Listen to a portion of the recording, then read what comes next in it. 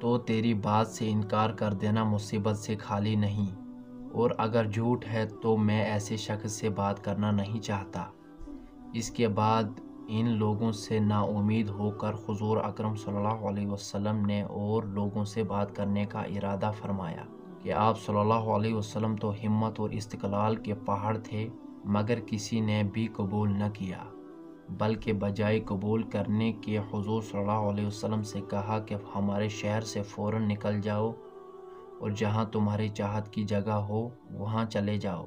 حضور اکرم صلی اللہ علیہ وسلم جب ان سے بالکل مایوس ہو کر واپس ہونے لگے تو ان لوگوں نے شہر کے لڑکوں کو پیچھے لگا دیا کہ آپ کا مذاق اڑائیں، تالیاں پیٹیں، پتھر ماریں، حتیٰ کہ آپ صلی اللہ علیہ وسلم کے دونوں جوتے خون کے جاری ہونے سے رنگین ہو گئے۔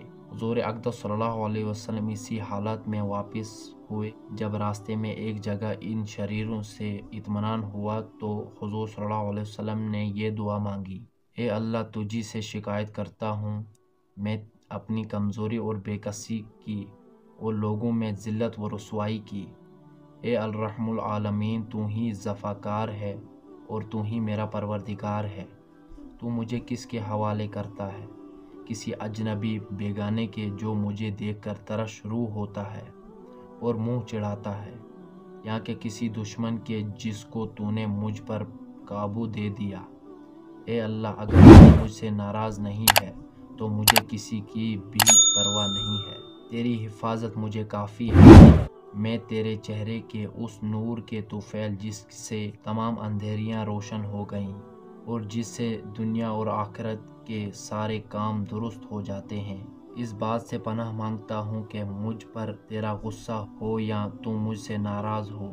تیری ناراضگی کا اس وقت تک دور کرنا ضروری ہے جب تک تو راضی نہ ہو۔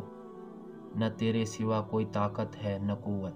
مالک الملک کی شان قہاری کو اس پر جوش آنا ہی تھا کہ حضرت جبرائیل علیہ السلام نے آ کر سلام کیا اور عرض کیا کہ اللہ تعالیٰ نے آپ کی قوم کی وہ گفتگو جو آپ سے ہوئی سنی اور ان کے جوابات سنے، اور ایک فرشتہ کو جس کے متعلق پہاڑوں کی خدمت ہے آپ کے پاس بھیجا ہے کہ آپ جو چاہیں اس کو حکم دیں۔ اس کے بعد اس فرشتے نے سلام کیا اور عرض کیا کہ جو ارشاد ہو میں اس کی تعمیل کروں۔ اگر ارشاد ہو تو دونوں جانب کے پہاڑوں کو ملا دوں جس سے یہ سب درمیان میں کچل جائیں، یا اور جو سزا آپ تجویز فرما لیں۔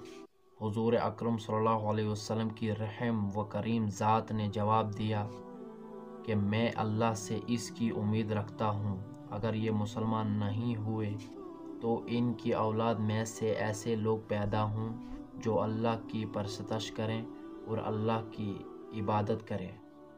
فائدہ یہ ہے اخلاق اس کریم ذات کے جس کے ہم لوگ نام لیوا ہیں کہ ہم ذرا سی تکلیف سے کسی کی معمولی سی گالی دینے سے ایسے بھڑک جاتے ہیں کہ پھر عمر بھر اس کا بدلہ نہیں اترتا، ظلم پر ظلم اس پر کرتے رہتے ہیں اور دعویٰ کرتے ہیں اپنے محمدی ہونے کا، نبی کے پیرو بننے کا۔ نبی کریم صلی اللہ علیہ وسلم اتنی سخت تکلیف اور مشقت اٹھانے کے باوجود نہ بددعا فرماتے ہیں نہ کوئی بدلہ لیتے ہیں۔